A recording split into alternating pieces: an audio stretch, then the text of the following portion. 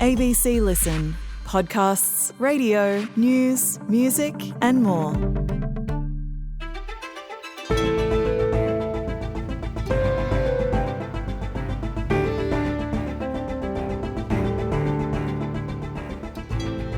It's one of the biggest hacks we've ever had, but we've only just been told of its reach.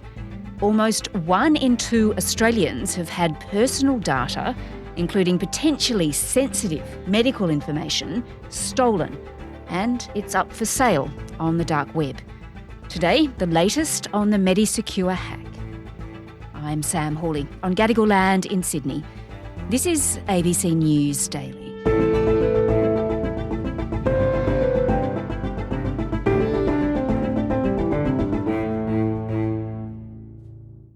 Hi, I'm Ange Lavoipierre, and I am the ABC's National Tech Reporter. And we are no stranger to hacking in Australia. We've had some absolute whoppers, haven't we? Medibank, Optus, millions of us, or most of us probably, have been caught up in recent years. Yeah, absolutely. It's been a shocking few years. The two you mentioned, Medibank and Optus in 2022, those were about 10 million Australians apiece. And then last year, there was, by many measures, the largest hack in Australian history, which was of Latitude, which is a financial services company, and that was 14 million Australians.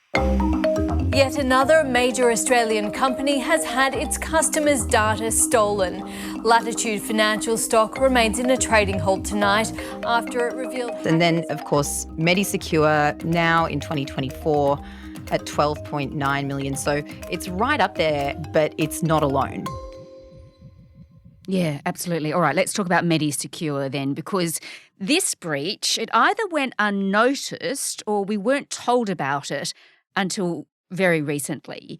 Just first of all, you better just tell me what MediSecure is for those who don't know. Yeah, so MediSecure is a company that many people will have used, but they may not have known it. So if you've ever used an e-script, like gotten like an electronic script on your phone, a text, email, there's an even chance that MediSecure was a part of that process. So they were one of 2 e-script providers for Australians up until the end of last year. Now, at the end of last year, they lost their contract to their competitor, which is called ERX. But yeah, they were, I guess, helping handle your e-scripts, making it's just an easier way for patients to kind of store and receive and use their scripts at the pharmacy. Yeah, I've used them. They make life easier. Yeah. That's for sure. Until they don't. Well, exactly. But what it means is that MediSecure had access to really quite sensitive data, our medical records, health conditions, our phone numbers, Medicare numbers, and then, of course, it was hacked. A medical information company has become the latest target of a large-scale data breach.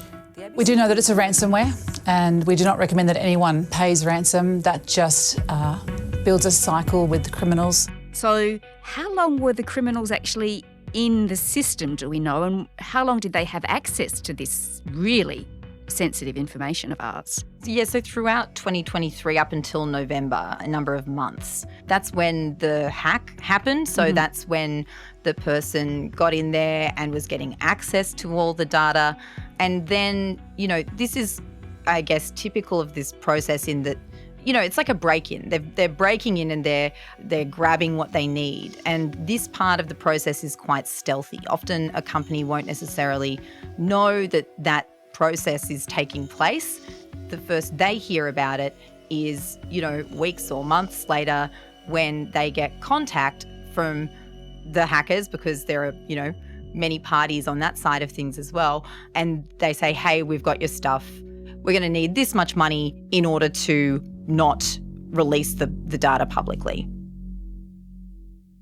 Okay, so that's sort of going on behind the scenes, but we as consumers didn't find out about this until May, right? Yeah, that's right. And so we don't know exactly what happened between November and May. If this had gone to script, and oftentimes it does go according to script, then the company pays the hacker or pays the ransomware gang, and then we never hear about it. And so That clearly didn't happen here. We don't know what went wrong, but yeah, we all found out in the worst way possible in May that things had gone south. Yeah, it seems like a lot of detail that we actually don't know about this, which is hardly surprising, I guess, but is concerning. Mm-hmm.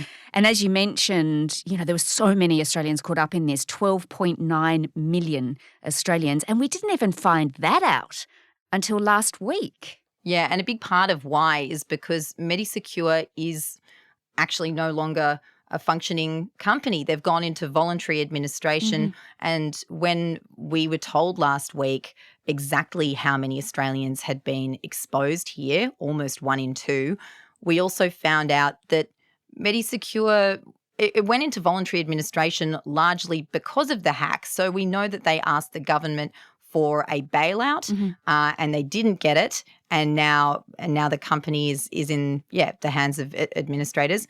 But part of the reason they would have been asking for a bailout, and we know this from the statement last week, is that it's pretty expensive mopping up something like this. When a large org is exposed in this way, they have obligations under the Privacy Act. For example, MediSecure is meant to contact people, let them know they've been breached. Now, they haven't been able to do that because, well, they don't have any money. As I mentioned, they lost their contract with the government. They don't really have a revenue stream anymore. And so it was simply too costly a job. And that's why you may have been breached. You also may not have heard about it personally. Yes. Yeah, that's extraordinary, isn't it? So the company collapses. First of all, we don't even know the hack's happened. Then we find out in May it has happened. The company collapses. Now we don't even know if we're wrapped up in it. I mean, nobody knows if their data has been taken. Yeah, it's not comfortable.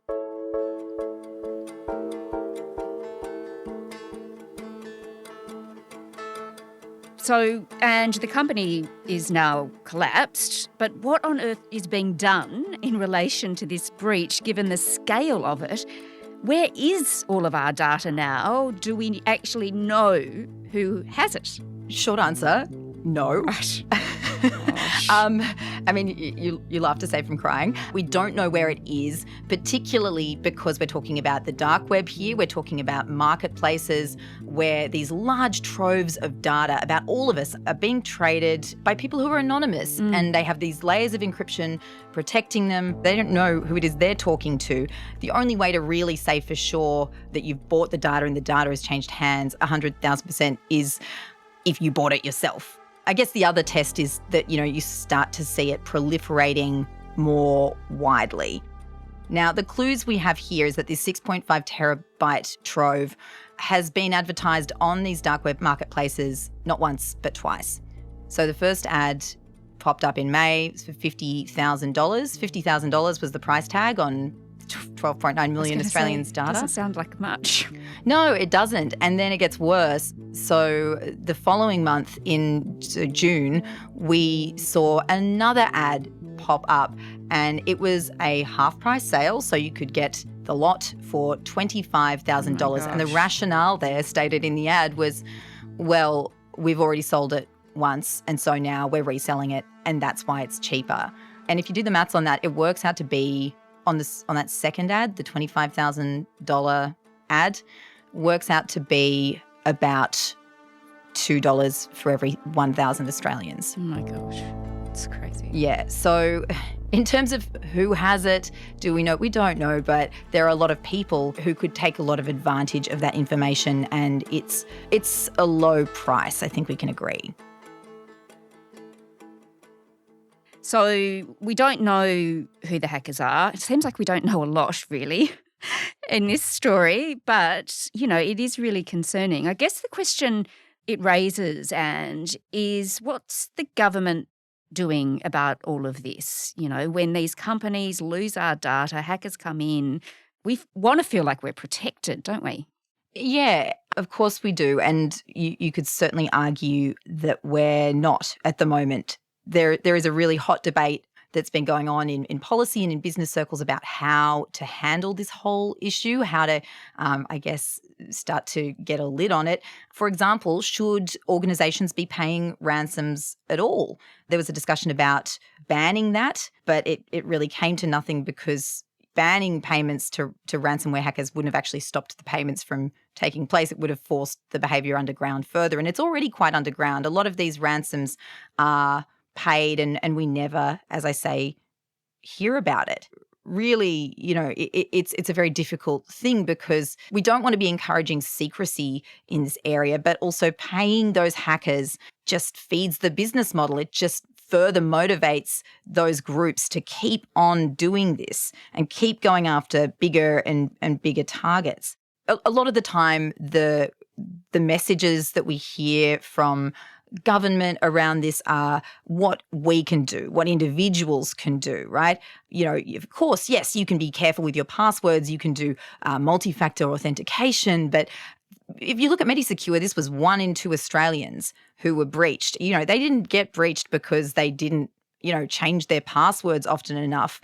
And when I spoke to the Privacy Commissioner, Carly Kind, she was very clear in saying that the onus is now clearly on governments and businesses to do more to protect us. That means looking after the data that they hold, but it also means not collecting and holding information that they don't need. That is also a real risk for Australians.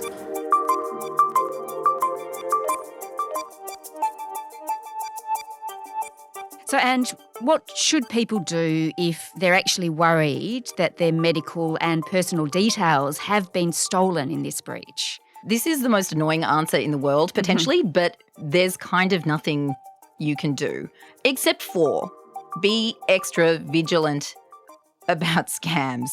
Because unfortunately, if you have been breached, particularly if you've been breached with Optus or Medibank or in one that you haven't heard about, you are at a higher risk and there's a compounding risk. They're looking to find a way to monetize it. And an easy way to monetize it, unfortunately, is a scam. And the best way to run a scam is to have something that they call impossible knowledge. A good example of impossible knowledge is knowing what chemist you go to and what drugs you take and what your dose is and what your repeats are. Because if someone calls you and they start giving you that information, they know where you live, they have your name, it's a well-placed phone call, they're friendly, they sound professional, and they start saying this information to you, your mental firewall, if you like, your psychological firewall gets lower and you trust that person. You relax, you're no longer vigilant, you don't think of them as a stranger, and you are then more inclined to hand over more information to them.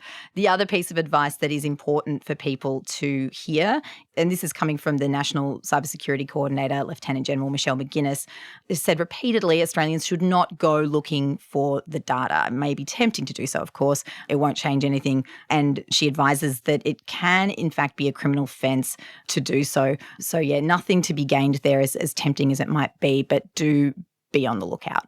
All right. Well, Ange, do you think, though, it's inevitable that when we pass over our personal information to large companies like MediSecure, that we just basically can't guarantee that it's going to be safe? But at the end of the day, we don't really have much option, do we? Because everything's going digital and that's just the way of the world. Yeah, we don't have a choice. And I think the longer that's the case and the more large breaches that we see, which will fuel more scams, and Australians are feeling the pain of that particularly at the moment and in an increasing way, the more pressure there will be on governments to take steps to change that. And I know that is something that they're looking at the moment, but it'll be very interesting to see what they decide to do.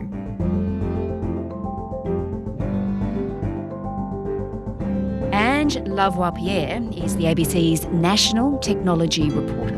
This episode was produced by Flint Duxfield and Oscar Coleman. Audio production by Sam Dunn. Our supervising producer is David Cody. I'm Sam Hawley. Thanks for listening. I knew there was something not right because my gut was starting to churn. I love them, but it just feels like they hate me. Join me, Beck Sparrow, as I explore the universal struggles of teens and us, the parents. It's just a bewildering time to be a teenager and the parent of a teenager. This podcast can be your companion in navigating the complexities of raising teenagers. With guidance and practice, it'll be okay, hopefully. Parental as Anything Teens. Search for the podcast now.